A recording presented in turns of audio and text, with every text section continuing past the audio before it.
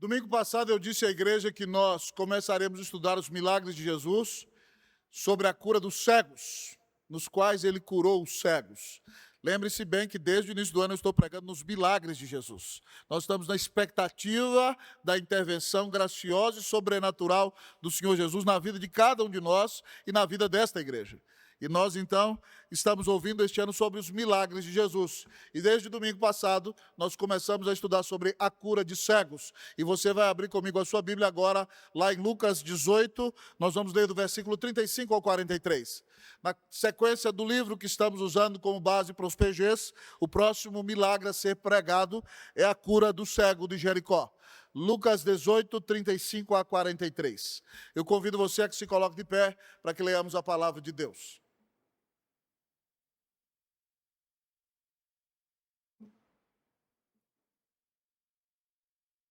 Assim diz a palavra do Senhor. Aconteceu que ao aproximar-se ele de Jericó, estava um cego assentado à beira do caminho pedindo esmolas. E ouvindo o tropel da multidão que passava, perguntou o que era aquilo. Anunciaram-lhe que passava Jesus, o Nazareno. Então ele clamou: Jesus, filho de Davi, tem compaixão de mim. E os que iam na frente o repreendiam para que se calasse. Ele, porém, cada vez gritava mais: Filho de Davi, tem misericórdia de mim. Então parou Jesus e mandou que lhe trouxessem. E tendo ele chegado, perguntou-lhe: Que queres que eu te faça? Respondeu ele: Senhor, que eu torne a ver. Então Jesus lhe disse: Recupera a tua vista, a tua fé te salvou. Todos comigo, 43. E imediatamente tornou a ver e seguia-o glorificando a Deus. Também todo o povo, vendo isto, dava louvores a Deus. Oremos ao Senhor uma vez mais.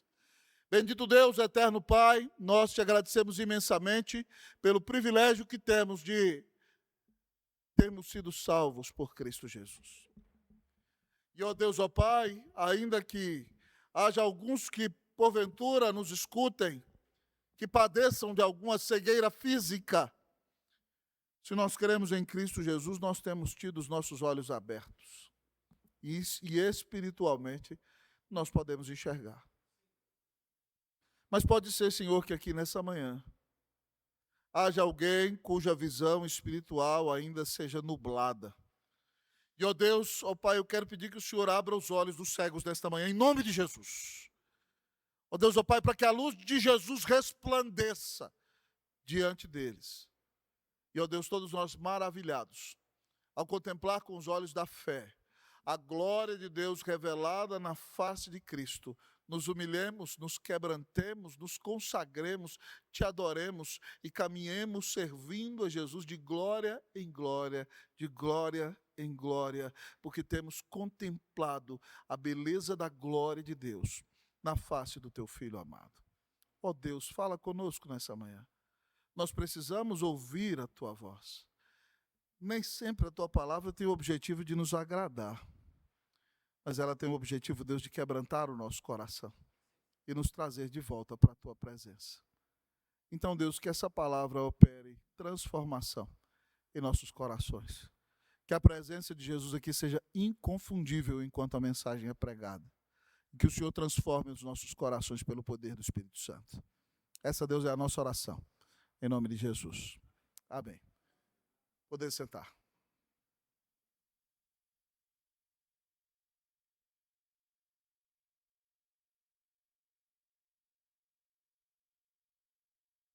Nunca houve uma geração tão secularizada no evangelicalismo brasileiro como a geração atual. Nunca houve uma geração tão secularizada no evangelicalismo brasileiro como a geração atual. As mídias sociais vieram para deixar patente isso claro diante dos olhos de nós todos. Qual não é a nossa perplexidade quando nós entramos nas mídias sociais e vemos algumas pessoas que se dizem crentes fazendo dancinhas que fazem até pessoas mundanas corarem de vergonha? Qual não é a nossa surpresa Quando nós vemos pessoas que muitas vezes admiramos e achamos até que eram maduras na fé, prestando culto a atores, atrizes, cantores pagãos, cuja música desonra o nome do Senhor, cuja vida afronta o nome de Jesus, e cristãos que deveriam se deleitar em Deus, estão se deleitando em coisas que desonram a Deus. Qual não é a nossa surpresa ao observarmos em que muitas festas de pessoas que se dizem cristãs, até os demônios ficam envergonhados. E tão mundanas, secularizadas, e festas de crentes onde a bebedeira é terrível, os crentes saem caindo, um atrás do outro, parecem mais servos do demônio do que servos de Deus. Se Jesus fosse fazer uma avaliação nossa, como igreja, nos dias de hoje, o que ele diria a nosso respeito? O que ele requereria de nós? Qual mudança seria necessária em nossa vida? Esse evangelho que vos leio, irmãos, além de revelar a humanidade de Cristo e como ele dependeu do Espírito Santo enquanto realizou o seu ministério neste mundo, ele é o dedo na ferida dos fariseus dos dias de Jesus. Porque eles eram muito religiosos, como muita gente é nos dias de hoje. Mas a vida deles estava totalmente longe do Senhor. Tanto é que quando Cristo, profeta, sacerdote e rei, enviado pelo Pai, veio a este mundo, eles o rejeitaram. Eles não aceitaram a sua mensagem. Mas esse evangelho também mostra como a misericórdia de Deus alcança os mais humilhados, os mais rejeitados, os mais quebrados. E o próprio texto que vos li nessa manhã mostra isso. Jesus indo a Jerusalém, morrer na cruz do Calvário por amor de nós. Enquanto os religiosos não são salvos por ele e o rejeitam, você encontra um homem cego, um mendigo, que reconhece quem Jesus é e é salvo por ele. Ao olharmos para Jesus entrando em Jericó, indo em Jerusalém, para morrer na cruz para nos salvar, ao observarmos a atitude deste irmão, que Marcos chama de Bartimeu, o que é muito triste, porque revela que ninguém nem sabia o nome dele. Bartimeu significa filho de Timeu. Era um homem tão rejeitado que o próprio nome dele não era considerado.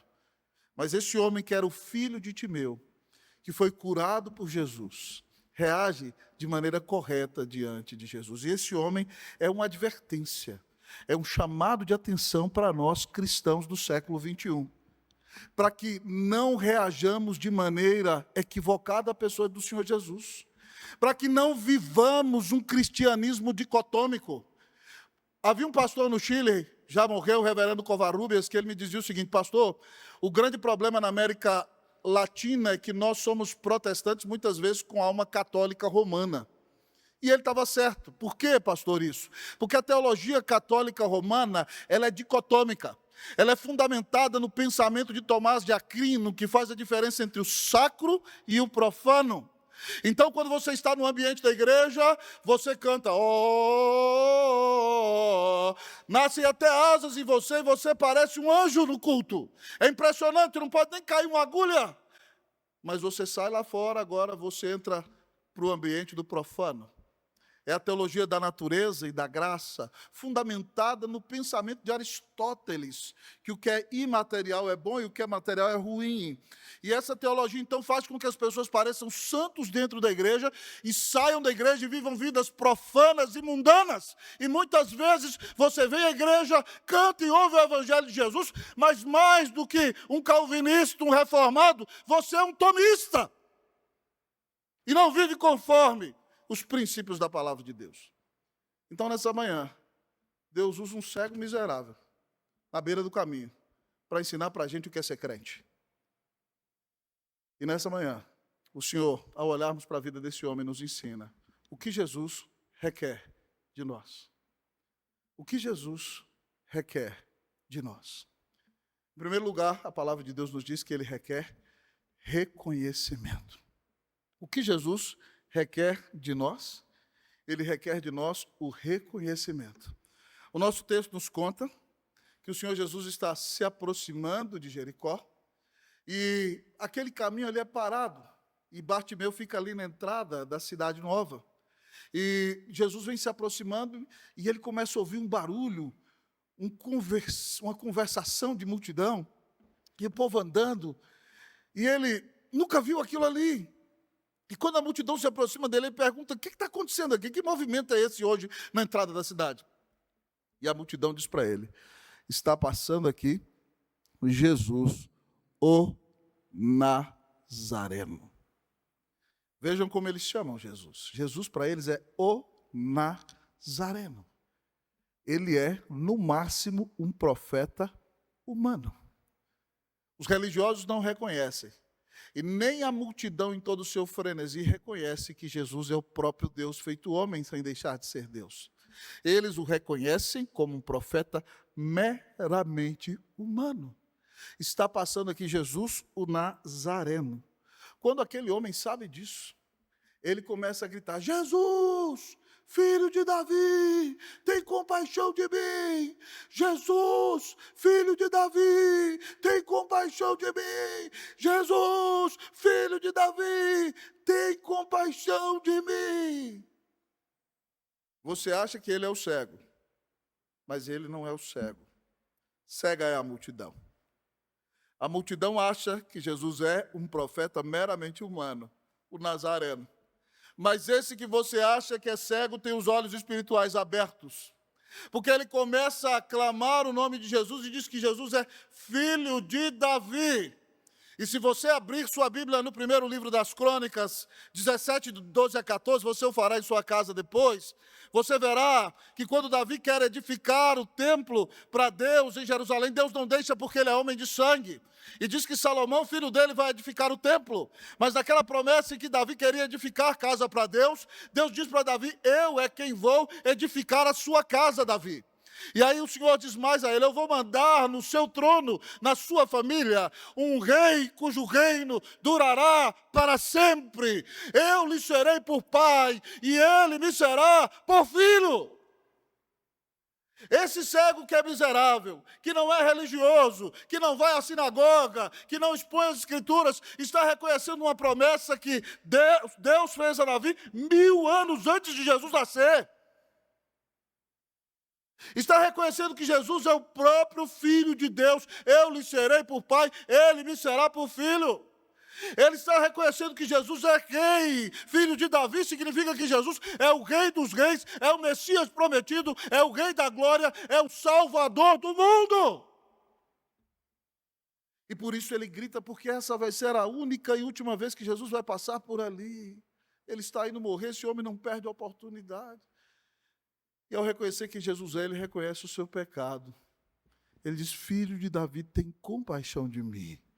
Ele reconhece que ele é um miserável pecador, que ele precisa da misericórdia, da compaixão, da ternura do Senhor para com ele. Ele precisa que o Senhor tenha misericórdia dele e o perdoe de todos os seus pecados. Esse homem vai clamar pela cura, mas está também clamando pelo perdão, pela salvação. Ele está arrependido, pedindo ao Salvador do mundo que ali está passando, que tenha misericórdia dele, que o perdoe, que tenha compaixão dele e que traga restauração para a sua vida. Com esse irmão nós aprendemos que Jesus requer de nós reconhecimento. Nós precisamos reconhecer todos os dias da nossa vida que Jesus Cristo é o Rei dos Reis. Não só um dia lá atrás em que cremos, mas todos os dias devemos reconhecer que Ele é o nosso Senhor, que Ele é o soberano sobre nossa vida, que nada em nossa vida vai acontecer do nosso jeito, que nós não podemos sair fazendo o que se nos dá na cabeça. Nós fomos comprados pelo sangue do Filho de Deus. E se nós reconhecemos quem Jesus é, todos os dias nós vamos clamar: Senhor, tem compaixão de nós e perdoa-nos de nossos pecados. Senhor, tem misericórdia de nós e conduz a nossa vida, porque Tu és o Rei dos Reis, o Senhor dos Senhores. Jesus requer de nós reconhecimento. Hoje no culto das 8h30 nós tivemos um momento precioso de quebrantamento aqui, irmãos. Deus me deu a bênção de expor João capítulo 21, de 1 a 17. É o texto do qual Jesus ressuscitado se manifesta pela terceira vez e aparece a 7 de seus discípulos no mar da Galileia. Pedro fracassou como pastor, como pregador, como crente, quis voltar a pescar, fracassou como pescador, foi obrigado a reconhecer a sua limitação.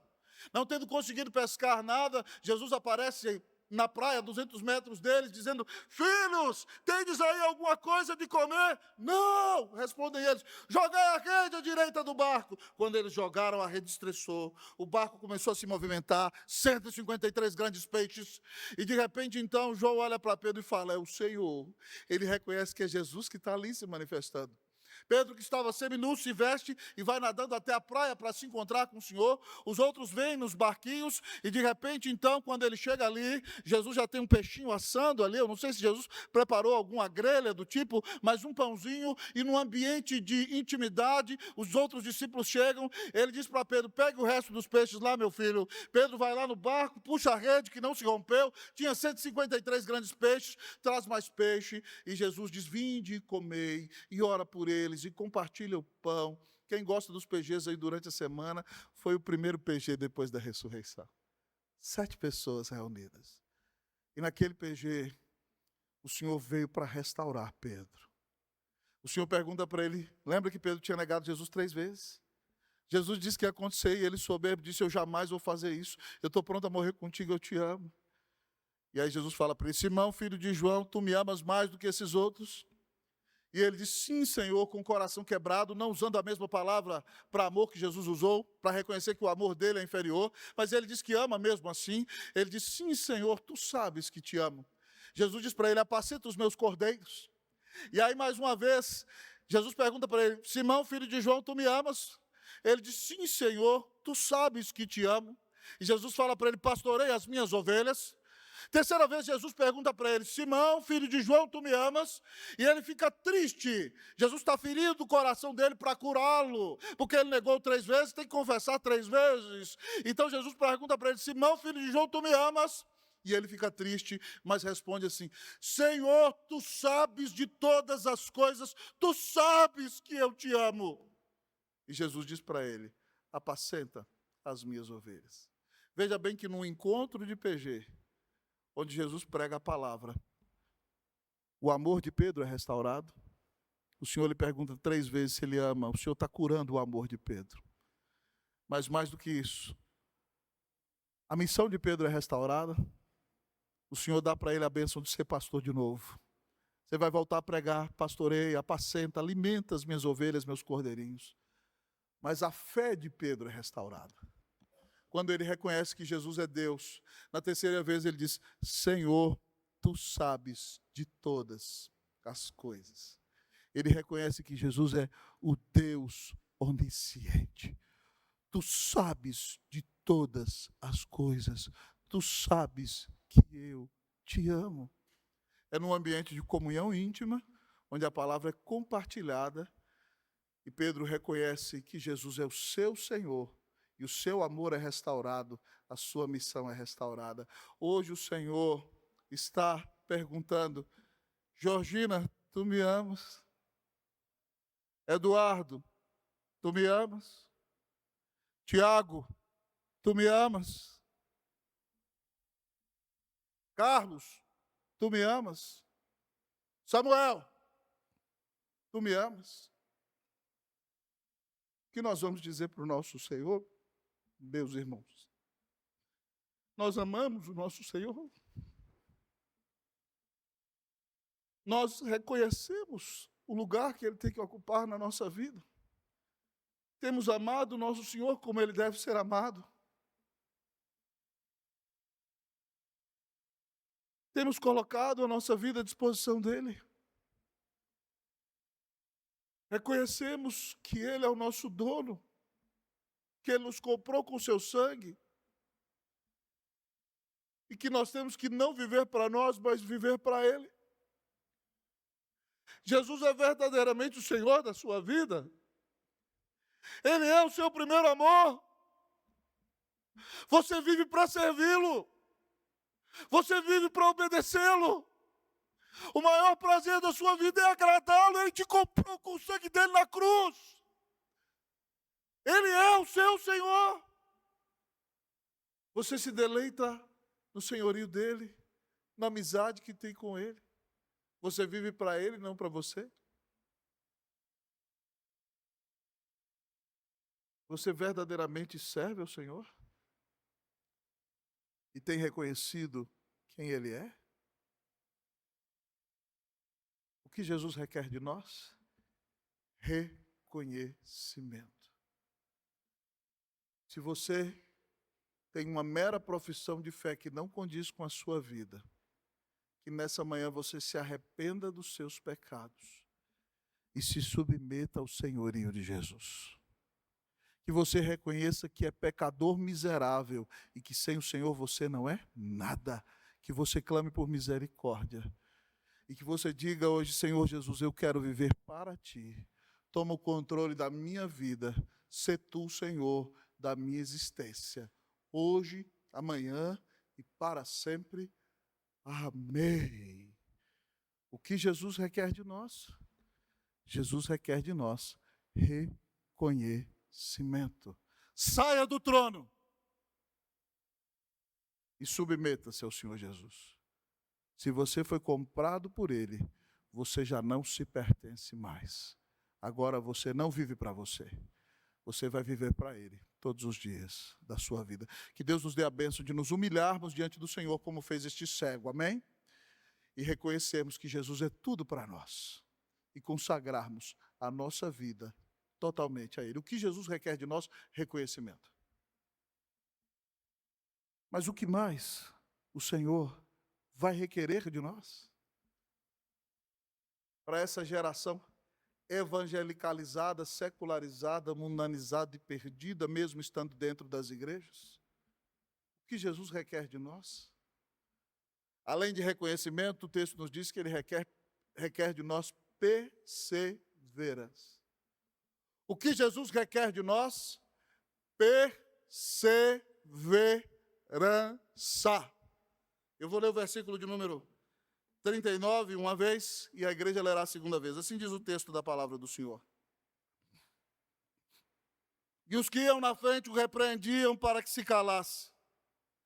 Ele, porém, cada vez gritava mais: Filho de Davi, tem misericórdia de mim. Vocês, vamos lá? Podem ler o texto? E os que iam na frente...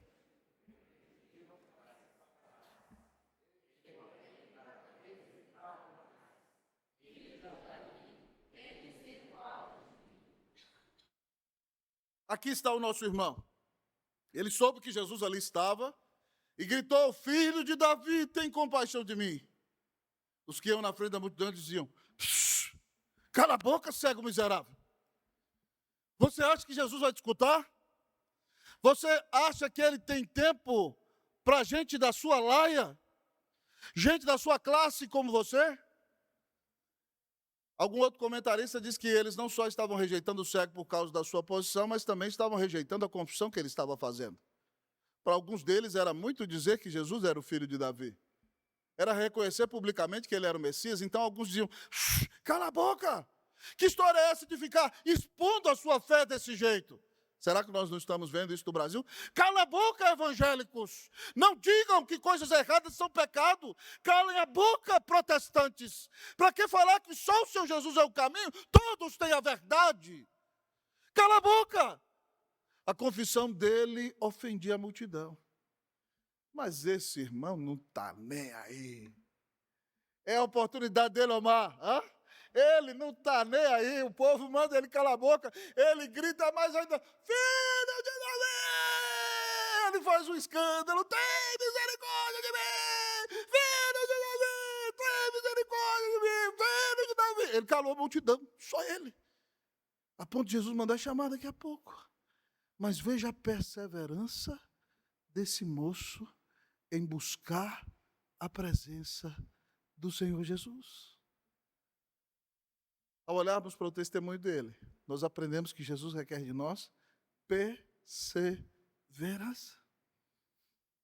Eu já falei para vocês que uma irmã que eu vou abraçar no céu é aquela que Mateus chama de Canané e Marcos de Ciro Fenícia.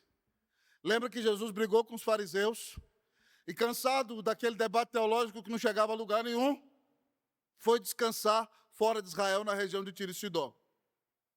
Enquanto caminhava, aquela mulher o reconheceu. Não era judia, não foi treinada na sinagoga, não sabia o Pentateuco desde menina, mas quando ela viu Jesus, ela começou a dizer: Senhor, filho de Davi, tem misericórdia de mim, minha filha está horrivelmente endemoniada. Senhor, filho de Davi, tem misericórdia de mim, minha filha está horrivelmente endemoniada. E Jesus ia caminhando como quem não escuta nada, e ela vinha dizendo: Senhor, filho de Davi, tem misericórdia de mim, minha filha está horrivelmente endemoniada. E aí eu já imagino a cantilena ali: Senhor, filho de Davi, tem misericórdia de mim, minha filha está horrivelmente endemoniada. E Jesus respondia: Senhor, filho de Davi, tem misericórdia de mim, minha filha está horrivelmente endemoniada. E ela ia, aí os discípulos viravam: Jesus tem dor! Essa mulher enjoada não para de clamar atrás de nós. Manda essa mulher embora, Senhor, despede-a. E Jesus vira para eles e fala assim: meu negócio agora é só judeu. Eu sei qual é meu campo missionário. Depois a gente vai ganhar o mundo inteiro, aí vocês vão pregar para todo mundo, mas eu agora vim só para judeu, para as ovelhas perdidas da casa de Israel. Enquanto Jesus está explicando para eles, ela vem, corre, adorou, ela se ajoelhou. Eu imagino ela agarrando na vez de Jesus, falando assim: Senhor, socorre-me. E eu imagino, irmão, que o coração de Jesus já estava assim, ó, porque ele é a misericórdia em pessoa. E todo mundo que clamou pelo Senhor Jesus nas páginas das Escrituras foi atendido. Então, ele está ali querendo ensinar algo para aqueles discípulos, e ela veio e diz: Senhor, socorre-me. E de repente ele olha dentro dos olhos dela e fala assim: minha filhinha, eu não posso tomar o pão dos filhos e dá-lo aos cachorrinhos. Imagina. Eu fico imaginando, esses dias o pastor Alexandre foi pregar nosso pedido aí numa região do Brasil, onde ele me falou que tinha um cabra lá que era doido, né? Quase arrancava da faca da peixeira e passava assim no chão. Né? E aí, imagina se fosse na região desse cidadão lá, Jesus virasse e falasse assim: eu não respondo a oração de cachorra. Cachorra é a senhora! Oh, não, peraí. Mas ela fala: sim, Senhor, eu sou uma cachorrinha mesmo. Quase que ela fala, né, contextualizando para nós: sou uma vira-latinha, nem raça eu tenho. Né?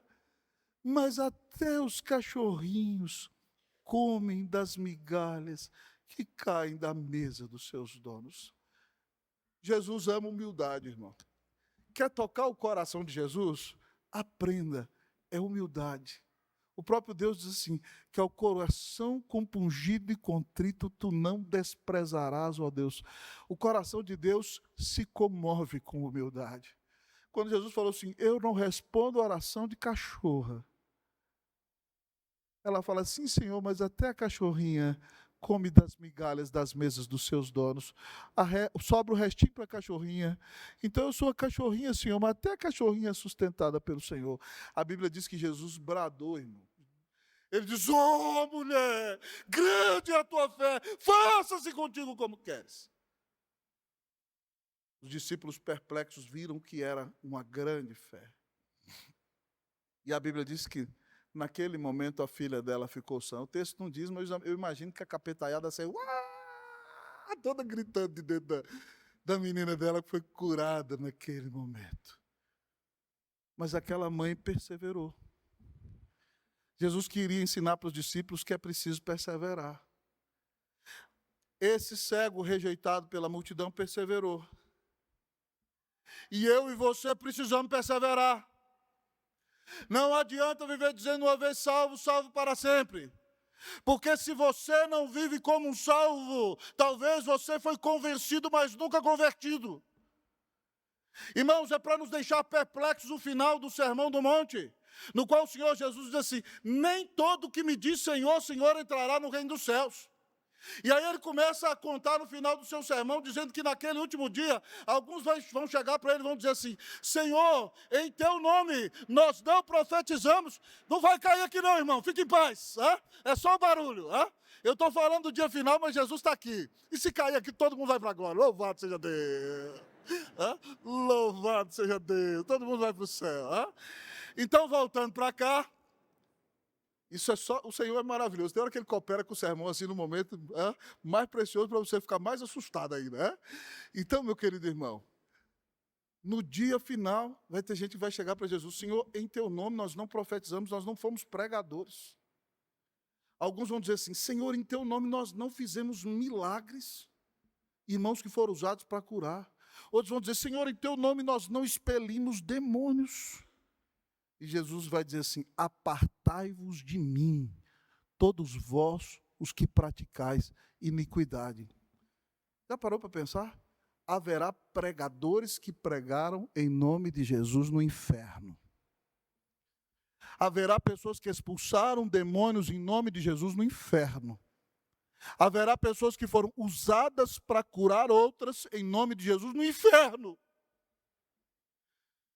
Então não viva como um mundano, porque se você tem Cristo no seu coração, você vai tropeçar porque é pecador, mas isso vai pesar para você, isso vai doer na sua alma, porque você está ofendendo aquele que te comprou com o sangue dele. Então pare de querer ser um crente feliz mundo, um pé na igreja, um pé no mundo. Comece a viver uma vida cristã coerente. Persevere na intimidade, na comunhão, no relacionamento, no testemunho, na obediência, na piedade. Continue lutando, persevere, persevere, persevere em clamar, persevere em orar, persevere em estudar a palavra, persevere em testemunhar, persevere, e o Senhor vai guardar você até o dia final. Que alegria vai ser quando você cruzar os portões daquela cidade, vai ver que seu nome está lá, só entrou porque está escrito com sangue, porque Cristo morreu por você. Está lá a letra do rei, como diz Estênio. E quando você chegar nos pomares reais, de repente você vai sentir o perfume das frutas, e você verá os jardins cujas flores têm o odor mais maravilhoso que existe. E quando você estiver maravilhado com o resplendor daquelas ruas de ouro, você verá o rei, e o rei dirá para você: seja bem-vindo, bendito de meu Pai, para as moradas eternas que eu preparei para você. Irmãos, nós não vamos nos entregar ao mundo, nós não vamos flertar com o mundo, porque nós vamos nos encontrar com o nosso Rei. Nós temos um encontro marcado com o Rei. Nós vamos passar a eternidade na presença dEle. Então, irmãos, que o mundo não nos seduza, que o diabo não te engane, que a perdição não te leve. Você custou o sangue de Jesus, e Ele está esperando por você no céu. Então, viva como quem tem um encontro marcado. Viva como quem vai se encontrar com o Rei. Que Deus tenha misericórdia de nós, amém, meus irmãos? Que Deus nos perdoe dos nossos tropeços, amém, santo varão? Que nós amemos Jesus, e que Deus nos dê a bênção de perseverar firmes até o final. O que Jesus requer de nós, irmãos? Perseverança. Diga para o seu irmão: persevere firme em nome de Jesus. Fala: persevere firme em nome de Jesus. Você tem perseverado firme?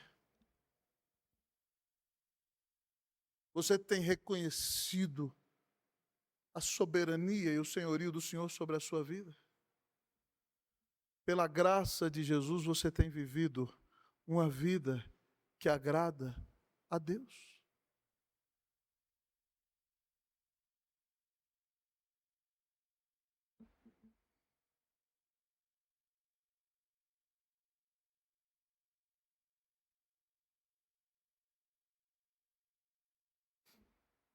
O que Jesus requer de nós? Reconhecimento, perseverança, fé. O que Jesus requer de nós? Reconhecimento, perseverança e fé. Jesus mandou chamar nosso irmão Bartimeu. Chama esse moço aí que está gritando aí desse jeito, traz ele aqui. O que você quer que eu faça por você, meu filho? Senhor, chama Jesus de Senhor, pasme comigo. não é um nazareno, não é um profeta humano. Ele já reconheceu, ele sabe que Jesus é. Senhor, um dia eu já enxerguei. Eu não enxergo mais hoje, perdi a vista. O Senhor tem todo o poder para me curar. Eu fico aqui mendigando nesse caminho. Então, Senhor, tem misericórdia de mim, me dá a bênção de enxergar de novo. Jesus curou aquele homem e falou assim: recupera a tua vista. Que bênção maravilhosa. Abriu os olhos na hora, mas a maior bênção está no resto da frase. A tua fé te salvou. Recupera a tua vista. A tua fé te salvou. Louvado seja Deus. Aquele homem expressou a sua fé em Jesus e ele foi curado. Houve pessoas que foram curadas por Jesus, mas não foram salvos. Mas todo aquele que creu que Jesus Cristo era o Filho de Deus recebeu a salvação. Esse irmão aqui recebeu bênção dobrada. Ele teve a cura física na terra, mas teve a cura espiritual no seu coração e foi salvo para a eternidade. Jesus disse para ele: recupera a tua vista, a tua fé te salvou. Jesus bateu, foi como se Jesus batesse o martelo no tribunal, irmão. É a sentença, é o julgamento. Ele faz assim para ele: ó, eu te declaro inocente.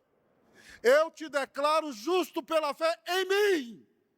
Aquele homem foi livre de toda a sua culpa, foi perdoado dos seus pecados, recebeu ali a sentença da bênção da vida eterna.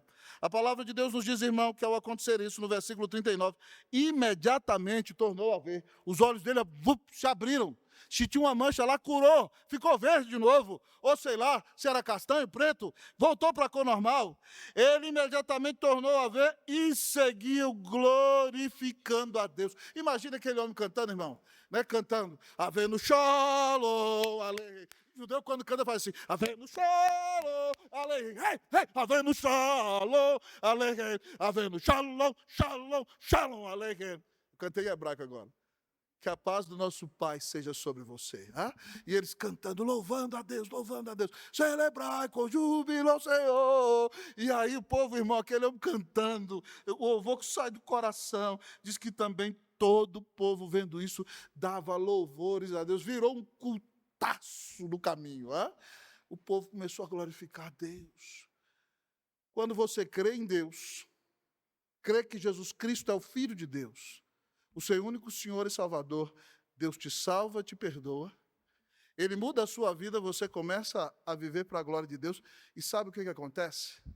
Todo mundo que está ao seu redor vai viver para a glória de Deus. Eu não tenho Facebook, mas ontem cheguei de viagem à noite. Essa semana, para a glória de Deus, irmão, de quarta-feira para cá, eu já preguei 6 vezes. Né? Até quarta-feira que vem vão ser 10 pregações em 7 dias. Ora para Deus nos dar saúde. Mas é um privilégio ser usado pelo Senhor, eu amo. E aí eu estava sentado no sofá ontem, morto, Senhor, morto. Quando eu tinha 20 e poucos anos, eu pregava 5 vezes por domingo, nem doía. Hein? Agora eu prego alegre, mas eu canso. Hein? E aí eu do lado do sofá, a Cleuzinha tem Facebook. Ela abriu o Facebook. Qual não foi a minha alegria?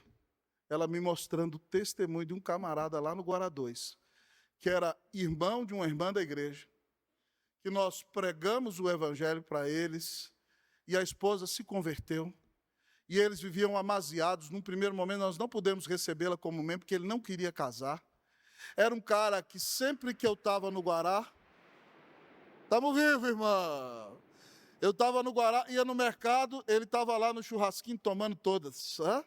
Ia na esquina, lá no lugar lá onde a gente comia uma comidinha nordestina, um cuscuz maravilhoso, né? Na barraca, onde a Isabel mais gostava de comer, tinha umas tapiocas lá, um negócio assim fenomenal, com carne de sol. O cara estava lá no boteco da esquina, tomando todas. E de repente eu via ele brigando com os outros na rua, via ele xingando palavrão, xingava palavrão um atrás do outro. Eu mesmo já sentei, já confrontei ele, o cara 2 metros assim, eu falo, rapaz, toma vergonha na sua cara, volte para Jesus. E um coração endurecido nunca voltava, irmão.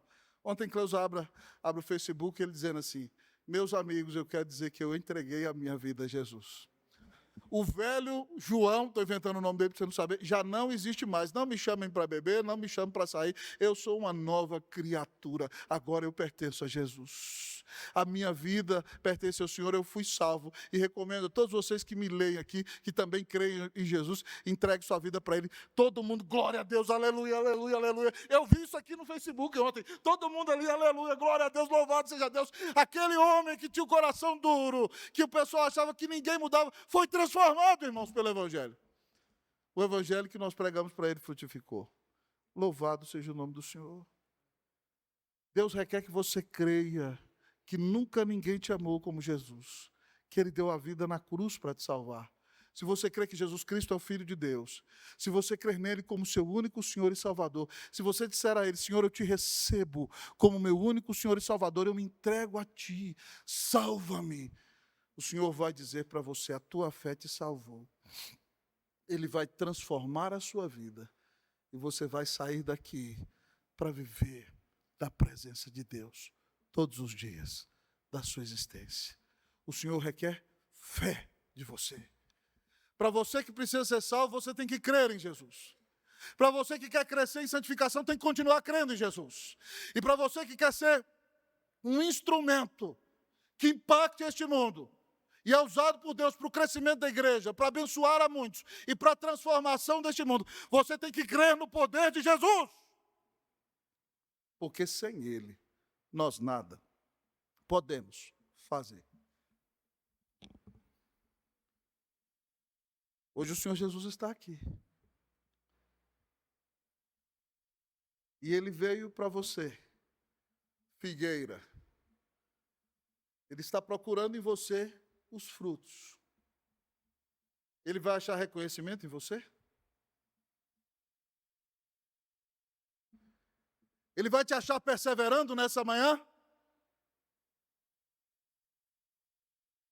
Ele vai te encontrar crendo nele? Porque a Bíblia diz que de fato sem fé é impossível agradar a Deus. O que Jesus requer de nós? Reconhecimento, perseverança e fé. Que Deus traga arrependimento sincero ao nosso coração. Que nós nos submetamos ao senhorio de Jesus todos os dias da nossa vida, em nome de Jesus. Que nós continuemos firmes e perseverando no Evangelho. Que nós creiamos no Senhor em todas as circunstâncias. E aí nós saberemos que Ele estará conosco todos os dias. E no dia final, nós encontraremos com Ele lá na glória. Que Deus te dê a bênção de experimentar em sua vida reconhecimento, perseverança e fé para agradar o Senhor Jesus. Deixe de viver para você e viva para o Senhor. Que Deus te abençoe. Em nome de Jesus. Amém.